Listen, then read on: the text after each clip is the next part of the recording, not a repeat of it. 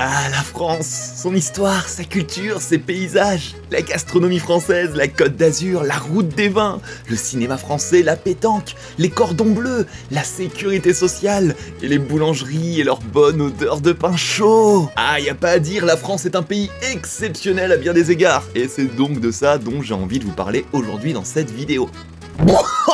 T'as vraiment cru ça? Bien sûr que non, je déconne. Aujourd'hui on met tout ça de côté parce que j'ai passé un mois en France là cet été, à la base pour me reposer et présenter ma fille à ses grands-parents. Sauf qu'autant vous dire que ces 4 semaines là c'était tellement galère sur galère que je suis rentré à Tokyo encore plus fatigué que quand je suis parti. Ah, je vous avoue, je sais pas si c'est la France qui n'a pas supporté notre séparation et de me voir partir pour le Japon il y a maintenant 13 ans, mais écoutez, on dirait bien qu'elle essaye de me le faire payer à chaque fois que je rentre au pays. Donc écoutez, moi je laisse vous préparer votre petit café des familles de la rentrée parce que entre grosse arnaque, manque de respect, nuit blanche dans la rue et même discrimination, aujourd'hui je vous parle de ces Français qui m'ont cassé les couilles en France.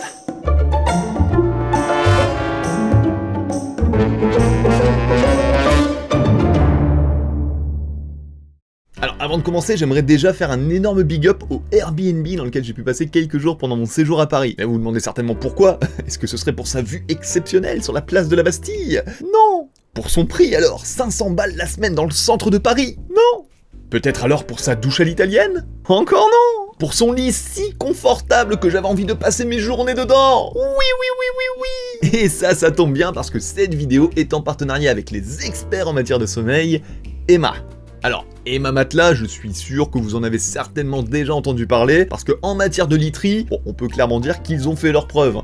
Ne serait-ce que leur matelas hybride, qui est un petit bijou de recherche et développement pour améliorer la qualité de votre sommeil, qui a déjà été primé plus de 7 fois déjà en Europe. Ou encore même l'Emma original, qui est tout simplement le matelas le plus vendu en France depuis 2019, et même le matelas bébé, qui est tout simplement élu produit de l'année 2023. D'ailleurs, on est en train de refaire la chambre du bébé là, en ce moment, et je vous avoue que celui-là, il me fait un peu de l'œil. Parce que oui, on le répétera jamais assez, mais la qualité de votre sommeil, c'est super important. Ça a un impact sur votre stress, sur votre santé. C'est-à-dire qu'un bon sommeil, c'est ça qui vous permet d'être en forme pour attaquer la journée. Et donc forcément, un bon lit, un bon matelas et un bon oreiller, c'est clairement le meilleur investissement. D'ailleurs, en parlant d'investissement, ça tombe bien parce qu'en ce moment, chez Emma, c'est les French Days. C'est-à-dire que vous avez des réductions sur le site jusqu'à 50% sur tout le catalogue, et à ça vous allez même pouvoir ajouter 10% de réduction supplémentaire grâce à mon code MITSU, qui est valable jusqu'au 2 octobre. Et là, clairement, je pense que ça vaut le coup. Surtout que les matelas Emma, ils sont garantis 10 ans, et vous avez même jusqu'à 100 nuits d'essai, pendant lesquelles vous pouvez vous-même tester le matelas Emma directement chez vous.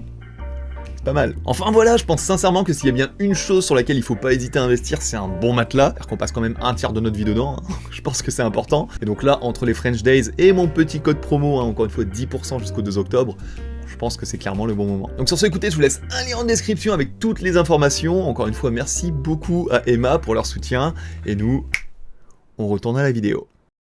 Alors, j'ai un petit peu réfléchi à l'ordre dans lequel je voulais vous raconter un peu toutes ces galères, et au final je me dis que, pour garder de la cohérence, je vais juste vous les raconter dans l'ordre chronologique, ce qui fait qu'on va donc commencer par une petite anecdote, mais vous allez voir qu'elle est... comment dire... surprenante. Le Uber raciste. Comme vous le savez, une des raisons pour lesquelles moi je suis rentré en France, outre le fait de présenter encore une fois ma fille à ses grands-parents, c'est aussi parce que j'ai été invité à la Japan Expo cette année. Une Japan Expo qui d'ailleurs, elle, s'est merveilleusement bien passée, contrairement à ce que j'aurais peut-être pu penser, au vu de ce qui s'est passé pour d'autres invités les années précédentes. Non, vraiment, c'était 4 jours de dingos, c'était trop bien. Et mon ressenti global sur l'événement, au final, il est plutôt positif. Par contre, il y a un truc qui m'a pas mal surpris, pour ne pas dire que ça m'a clairement cassé les couilles, surtout que ça m'a vraiment suivi pendant les 4 jours, et même plus d'ailleurs, au final ça m'a suivi pendant tout mon voyage, c'est les Uber. Je sais, apparemment maintenant les Uber en France, il faut plus les prendre parce que c'est pas ouf et il faut utiliser l'application G7 ou je sais plus quoi là. Mais déjà ça m'a surpris. Parce que moi je me souviens d'une époque, il y a pas si longtemps que ça, où les gens disaient la même chose des taxis. Et que au contraire, Uber c'était vachement mieux, c'était moins cher, etc. Alors clairement, dites-moi, qu'est-ce qui s'est passé ? Parce que là, entre le gars qui t'adresse pas du tout la parole, celui qui parle de cul au téléphone tout le trajet avec sa nana, ou encore celui qui s'arrête sans rien dire pendant 10 minutes pour aller pisser et taper la discute avec un collègue, alors que tu lui as quand même expliqué que t'étais pressé et qu'il fallait surtout pas que t'arrives en retard. Ah ouais, j'ai clairement eu l'occasion de croiser des sacrés phénomènes. Pour vous dire, j'en ai même un qui a passé tout le trajet à me balancer des clichés ultra racistes sur les Japonais et les Chinois. Niveau malaise, je vous jure, c'était dur de tanker. Mais vous savez quoi ? C'est même pas ça l'anecdote.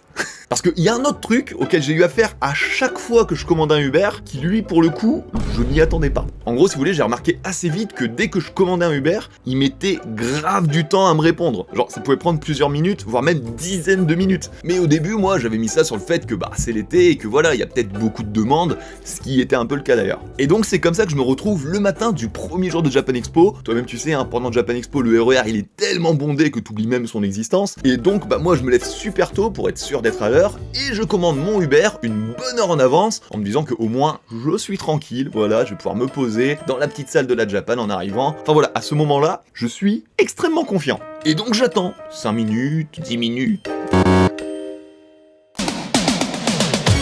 J'ai attendu 1 heure! Une putain d'heure pour choper un Uber! Ah bordel! Heureusement d'ailleurs que je me suis levé en avance, hein, parce que grâce à eux, j'ai quand même réussi à arriver en retard! Non mais je vous jure, c'était incompréhensible. C'est-à-dire que je voyais pendant 1 heure les chauffeurs qui m'acceptaient et se désistaient juste après. Et donc forcément, moi je me pose plein de questions, mais une fois que le Uber là qui m'a accepté, il m'a pris, moi j'avais qu'une idée en tête, c'était d'arriver le plus vite possible à Villepinte, ce qui fait que voilà, j'ai un petit peu oublié tout ça. Ce qui nous amène au 2e jour. Et là, rebelote, pareil, je dois attendre des dizaines et des dizaines de minutes avant que quelqu'un accepte de me prendre. Là, forcément, j'ai pas mal la haine, hein, je vais pas vous mentir, et je me dis que dès qu'il y en a un qui me prend, je vais quand même demander au chauffeur qu'est-ce qui fait que les gens, ils se désistent à tour de rôle comme ça, parce que clairement, c'est énervant, puis c'est surtout handicapant quand t'es pressé et que tu dois te rendre quelque part. Et là, j'ai même pas besoin de lui poser la question au final, parce que à peine entré dans la voiture, il y a le chauffeur qui me sort. Eh wesh, mais t'es pas chinois?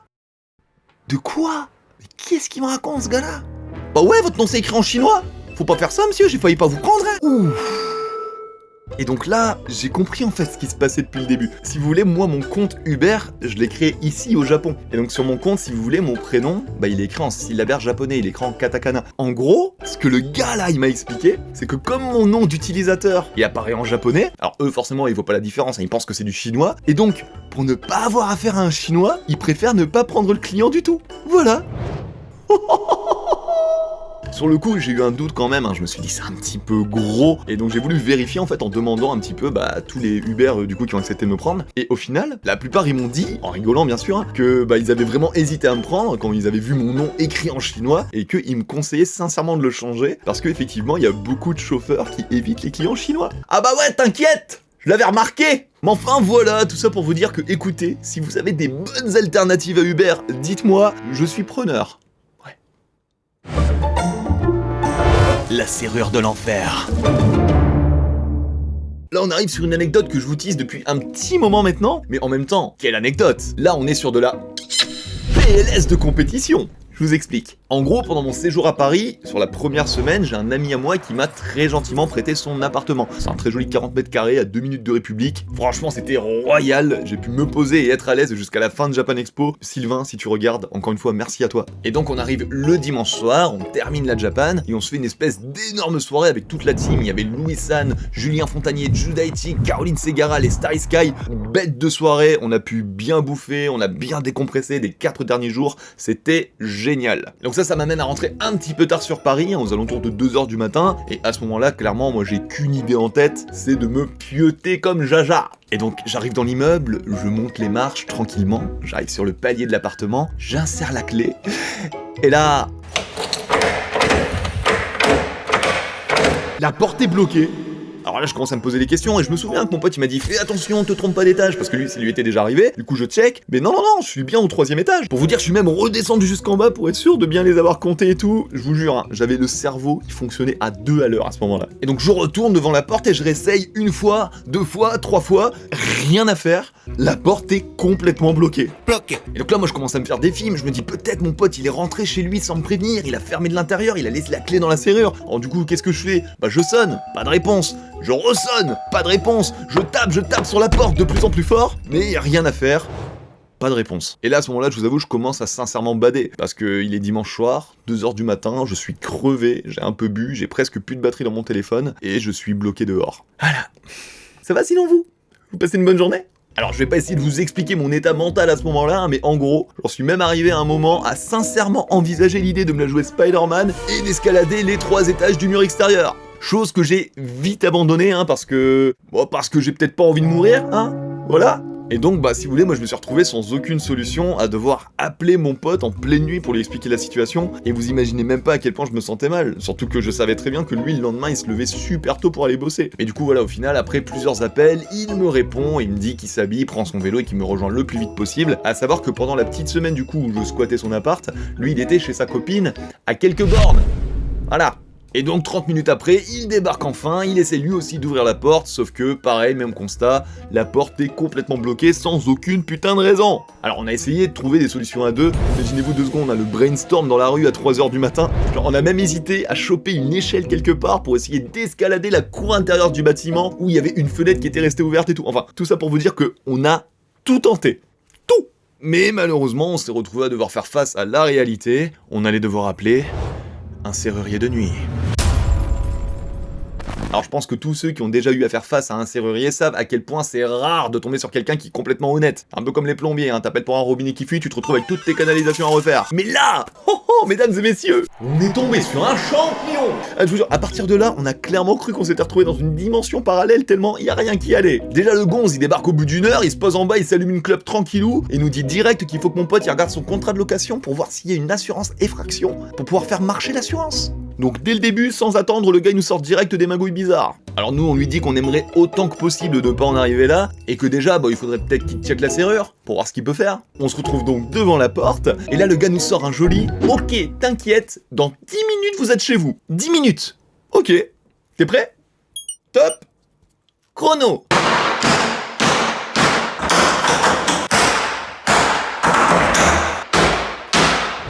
Et alors, ça là... ça n'a pas duré non pas 10 minutes, ni même 20 minutes ou encore 30 minutes. Non. Ça a duré 1 heure. Une putain d'heure pendant laquelle tous les voisins de l'immeuble nous ont maudits sur 10 générations. Mais surtout 1 heure au bout de laquelle le gonze il nous annonce qu'il y arrive même pas. Ah bon, merci, on avait remarqué. Et surtout il nous annonce qu'il va devoir trouver la serrure. Ok, sauf qu'il n'a pas pris les forêts à mettre dans sa perceuse. Ah ouais, on est tombé sur le roi des branquignoles. Pour vous dire, au final, c'est même mon pote, qui lui est mécano de profession, qui a dû aller en pleine nuit jusqu'à son taf à vélo pour récupérer ses propres forêts et les ramener au gars. C'est putain de lunaire. Et... vous voulez rire? Oui. À partir de là, le gonze, il nous ressort un très joli « Cette fois c'est bon, dans 10 minutes vous êtes chez vous, monsieur. » Ah bon? Bah écoute, allez, on y retourne. 3, 2, 1... Ah bah non. Toujours pas. Jusqu'à 6h du matin ça a duré. 6h du matin. Je vous jure, avec mon pote, on était dans le mal le plus complet entre la fatigue, l'incompréhension, l'empathie pour tous les résidents de l'immeuble qui ont eu à entendre ça toute la nuit, et puis la vision d'un gars là qui essaie de défoncer ta porte d'immeuble pendant plusieurs heures. En vain. Parce qu'au final, le gonze, il a même pas réussi. Il l'a pas ouvert la porte. Non. Et il a dû appeler un pote à lui qui a mis 1h30 à arriver, hein, donc on se retrouve à 7h30, qui lui a apporté avec lui l'arme absolue, une scie électrique. Ah, je vous avais pas menti sur le côté dantesque de l'anecdote, hein, vraiment c'est... Et écoutez, les images parlent plus que les mots, je vous laisse donc savourer ce moment magique. Et donc enfin, une demi-heure plus tard, les deux zigotos arrivent enfin à nous ouvrir cette satanée porte. Alors juste petit aparté, hein, pour être totalement honnête, la serrure c'était une grosse serrure Périclès en 3 points là. Donc voilà, c'est un truc assez fat, c'est un peu normal qu'ils aient galéré à l'ouvrir. Voilà, je voulais juste leur rendre ça. Par contre, on n'a pas eu de réponse au pourquoi la serrure s'est bloquée. Hein. La seule explication qu'on a eue c'est, bon, ça arrive des fois, ça casse, vous avez mis le coup de clé de trop. Vous imaginez le niveau de poisse interstellaire pour que ce soit pile au moment où moi je suis dans son appartement que la serrure lâche. Et du coup, comment ça s'est terminé cette histoire? Eh ben, le gars il nous a arnaqué jusqu'au bout, hein, parce que pour tout ça, là, il nous a facturé pas moins de 1750 €. 1750 €. Et le pire, c'est qu'il a été jusqu'à pousser le vice en disant qu'il était très gentil avec nous, hein, voilà, qu'il nous faisait vraiment une fleur, parce qu'il nous faisait un prix sur la nouvelle serrure qu'il nous a vendue 1000 €. Alors mon ref, je sais pas si t'es au courant, il y a un truc génial hein, depuis quelques temps qui s'appelle Internet, et qui me permet de voir que ta serrure de merde, elle est vendue 380 € sur Amazon. Je vous jure, ça pour le coup, c'est vraiment le genre de truc qui m'énerve, c'est quand les gens ils t'arnaquent et ils te mentent comme ça ouvertement, alors que putain, On sait que tu mens. On le sait. D'ailleurs, j'aimerais bien que quelqu'un m'éclaire sur une chose. Comment ça se fait qu'il n'y a pas des règlements clairs sur ces boulots-là? Genre, je sais pas, une grille tarifaire claire où on te dit que pour telle prestation c'est tel prix, pour telle serrure c'est tel prix. Bah voilà, un truc officiel auquel tu peux te référer. Parce que là, ça se voit à 10 bornes que le mec il met ses prix au pif et nous, bah dans l'histoire, on n'a aucun moyen de vérifier. Au Japon, par exemple, cette situation elle pourrait jamais arriver. Parce que avant même que le mec n'ait le droit de toucher ta serrure, t'auras déjà le devis avec le tarif de la prestation, le tarif de la serrure qui se base sur une grille tarifaire officielle. Ça serait totalement illégal au Japon de mettre des prix au pif comme ça, comme ils font en France. Là où ça m'énerve d'autant plus, c'est ce manque total d'empathie en fait. Où t'as un mec qui profite de la détresse des gens pour essayer de leur soutirer un maximum de pognon tout en te faisant croire qu'il est là pour t'aider. Clairement, je trouve ça écœurant. Et le pire, c'est que ce manque d'empathie là, bah malheureusement, hein, je l'ai vu à plusieurs reprises. Le passeport fugitif. Bon alors, l'histoire du passeport, je vous en ai déjà parlé, hein, donc je vais pas revenir trop dessus, mais je fais rapidement un petit récapitulatif pour que vous compreniez la suite. En gros, pour faire simple, on a voulu faire un passeport pour notre petite fille pour l'emmener avec nous en France, en se disant que comme c'est 3-4 semaines pour récupérer les passeports au Japon, en s'y prenant en mai, on serait tranquille pour partir en juillet. Sauf qu'on n'avait pas prévu le délai d'1 mois et demi pour obtenir un rendez-vous à l'ambassade. Arrivé en juillet, bah, le passeport de la petite n'était toujours pas arrivé, et moi j'ai dû partir tout seul en France. Donc voilà, ça... c'est la partie que vous connaissez déjà. Mais en fait, la suite aussi est assez drôle. Vous allez voir. Parce qu'il y a un truc qu'il faut savoir avec les passeports au Japon, hein, c'est qu'ils sont pas faits au Japon. Ils sont faits en France. Et donc, ils sont envoyés par valise diplomatique le jeudi. Mais genre, que le jeudi. Donc si ton passeport il est pas là le jeudi, bah tu sais que t'as au minimum une semaine de plus à attendre. Et donc, en sachant ça, bon, nous on attendait qu'une chose, c'était la réponse du jeudi pour que le passeport de la petite arrive et que Fanny Mini puisse me rejoindre en France. Donc voilà, on attend, d'abord le jeudi 13 juillet, on croise les doigts et pas de nouvelles de l'ambassade. Forcément un petit peu déçu parce qu'on sait que la prochaine date, bah, ce sera le 20 juillet. Et ce qui est d'autant plus chiant d'ailleurs hein, là-dedans, à ne pas savoir quand le passeport il arrive, c'est qu'il faut aussi prévoir la date de changement du billet d'avion. Et puis aussi le billet de train pour descendre à Bordeaux une fois qu'elles seront là. Ce qui fait que Fanny, si vous voulez, elle a envoyé un mail à l'ambassade en leur demandant une nouvelle fois s'ils avaient pas des infos sur l'arrivée du passeport, etc. Et là, miracle, on nous répond que le passeport il arrive le 20 et qu'il faut qu'on prenne rendez-vous le 21. Let's go! J'étais tellement pressé à l'idée de savoir que j'allais enfin pouvoir retrouver Fanny Mini dans à peine une semaine. Donc forcément, on change le billet de Fanny pour le 23, on achète aussi le billet de TGV pour descendre sur Bordeaux, et je décide de prendre le fameux Airbnb et de rester une semaine de plus sur Paris, le temps de les attendre. Voilà. Quoi, vous... Ah, vous attendez la chute de l'histoire? Bah, c'est maintenant. Parce que malgré ce mail de l'ambassade qui nous disait que le passeport arrivait le 20, on nous annonce donc le 21, hein, le jour où Fanny partait chercher le passeport, qu'au final, bah, il est pas arrivé. Oh, et qu'il faudra attendre au moins une semaine de plus. Pardon?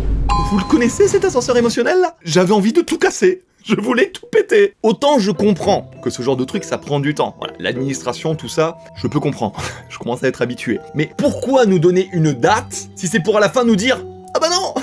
Fausse alerte! Sérieux? Parce que outre le fait que déjà émotionnellement, hein, Fanny et moi, bon ça nous a pas mal plombé le moral, mais moi derrière, entre le Airbnb, le changement de billet d'avion, l'achat du billet de TGV, on a perdu 1000 balles dans cette histoire. 1000 balles! Ah et d'ailleurs, en parlant de train... Le train de l'arnaque. Là aussi, j'avais des envies de meurtre. Vous allez comprendre. En gros, nous, si vous voulez, on avait acheté des billets Paris-Bordeaux pour Fanny, Mini et moi, ce qui nous avait coûté 214 balles. C'est un petit peu cher, mais jusque-là, ça va. Sauf que comme le passeport il avait encore été décalé et que je voulais quand même voir un petit peu ma mère sur le peu de temps qui me restait en France, bah moi j'ai décidé de tout de même descendre à Bordeaux en attendant. Et donc on s'est dit qu'on allait modifier les billets qu'on avait achetés pour la semaine d'après. Donc on contacte la SNCF en leur expliquant la situation, à savoir qu'on avait le document de l'ambassade hein, qui prouve que c'est dû à un souci administratif, et donc on demande s'il est possible de changer les dates du billet de train. Ce à quoi un gentil monsieur nous répond que lui, bon, il peut rien faire, pas de bol, mais que si je vais en gare au guichet Ouigo, je tomberai certainement sur quelqu'un qui saura comprendre la situation et nous fera un geste commercial. Parce que, je cite, ouvrez les guillemets, Nous sommes dans l'humain à la SNCF. T'inquiète poto, on est là. Ok, dis si gentiment.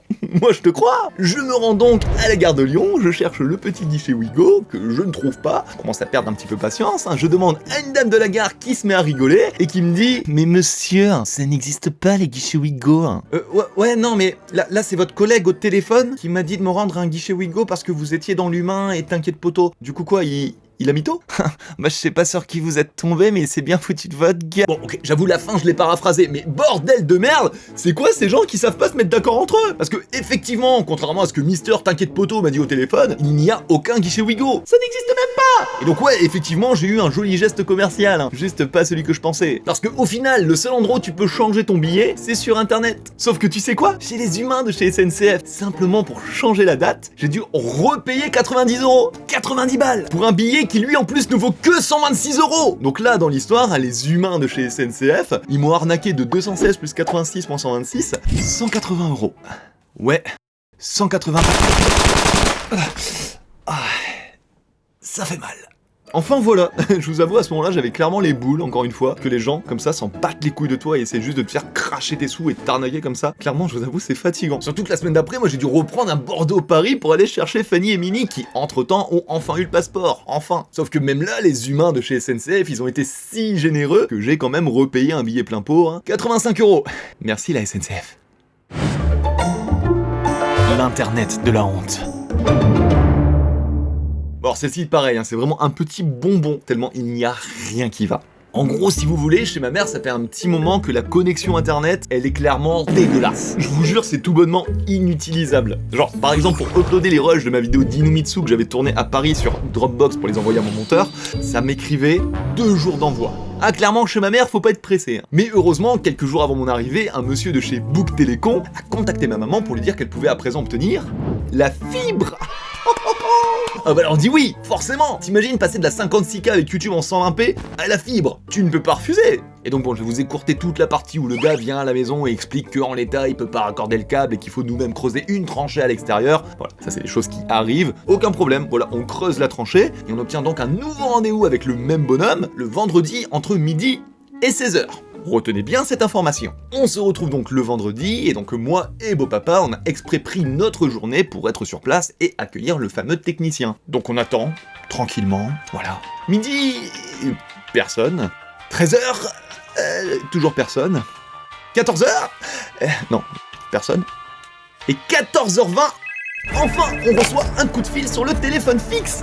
Enfin! Mais quelle fut notre surprise quand la personne nous dit que, en gros, elle a attendu devant la maison pendant 2 heures depuis midi, mais que comme on répondait pas, il s'était barré. Forcément, au début, on le croit, mais on se demande comment c'est possible. Parce que nous, on est resté exprès à la maison depuis le matin pour l'attendre. Pour vous dire, bon, papa, il a même pris ses RTT exprès. On a des grandes baies vitrées dans l'entrée, donc on aurait dû le voir arriver. Et puis surtout, on est sûr de pas avoir entendu sonner. Et là...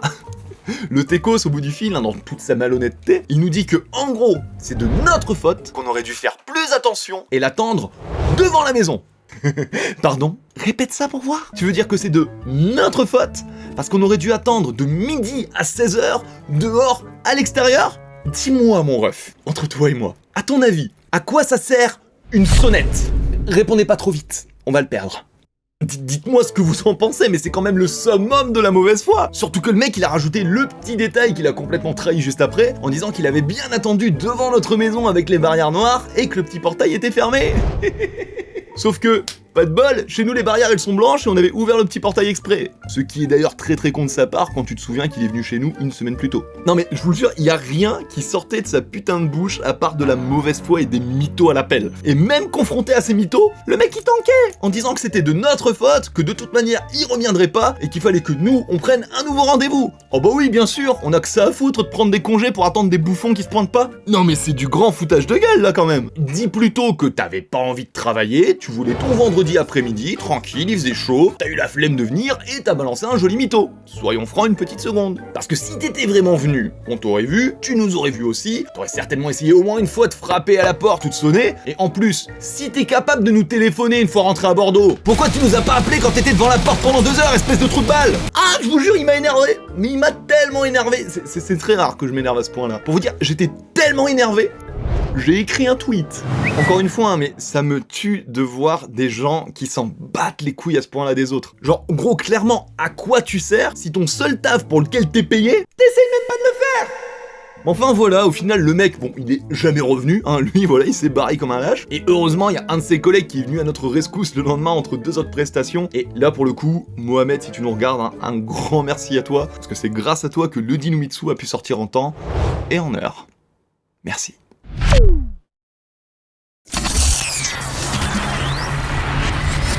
donc on se retrouve quelques jours plus tard. À la base, on avait prévu de faire une dernière partie pour cette vidéo avec Fanny, pour qu'elle puisse elle aussi vous partager certaines petites anecdotes qui sont arrivées en France. Sauf que encore une fois, c'est assez dur de trouver un créneau pour tourner à deux en ayant notre bébé à la maison. Puis là, il fallait absolument que la vidéo sorte aujourd'hui. Mais ne vous inquiétez pas, on va tout de même tourner et vous sortir cette dernière partie avec Fanny. Sauf que au lieu que ce soit sur YouTube, ça se passera sur Instagram. D'ailleurs, encore une fois, si vous ne me suivez pas sur Instagram, c'est pas ici que ça se passe. N'hésitez surtout pas à nous rejoindre. Mais donc voilà, encore une fois, désolé vraiment de ne pas avoir pu tourner cette dernière partie à temps, mais ne vous en faites pas, on vous fait ça très bientôt sur Insta. Ceci étant dit, alors j'aimerais conclure cette vidéo en disant que là forcément c'est une vidéo, c'est les Français qui m'ont cassé les couilles. Je vous parle surtout de ce qui s'est pas très bien passé en France. Mais ça signifie pas pour autant que je vous dis que la France c'est le pire pays du monde ou quoi que ce soit. Enfin, voilà, je préfère préciser parce que je sais qu'il y en a qui vont se jeter sur moi là en criant au French bashing ou je sais pas quoi. Voilà, clairement.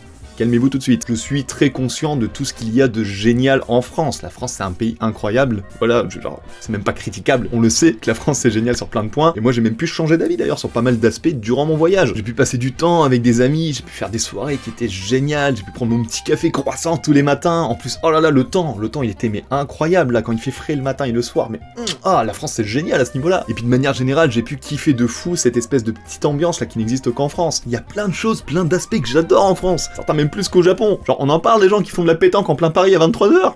C'est génial. Si vous voulez, ce que j'essaye de vous dire, c'est que le fait de parler de toutes ces choses qui se sont mal passées pour nous pendant notre voyage, encore une fois déjà, c'est une manière pour nous de pouvoir en rire, maintenant que c'est terminé, mais vous en rire qu'en pleurer, et puis ça permet aussi de pointer du doigt certaines choses que, en tant que personne qui vit plus en France depuis très longtemps, m'ont un peu surprise, voire même choqué pour certaines, mais justement, parce que je regarde ça avec un regard extérieur. Enfin voilà, clairement, le but, c'est pas de créer des généralités, je pense que vous me connaissez maintenant, si vous suivez un petit peu ma chaîne, vous savez que j'aime être modéré dans mes propos, et puis aussi gardons à l'esprit que, ça reste très important de savoir parler des choses quand clairement ça va pas. Et puis aussi, bordel, au bout d'un moment, on est des Français ou on n'est pas des Français? On est des experts quand il s'agit de se plaindre. Vous allez quand même pas me reprocher d'être resté un petit peu français au final.